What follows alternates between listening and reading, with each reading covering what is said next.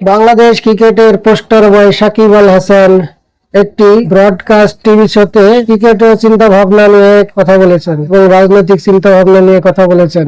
Cricket তাকে অনেক কিছু দিয়েছেন, দেশের মানুষের ভালোবাসা, সম্মান, অর্থ সবকিছু পেয়েছেন।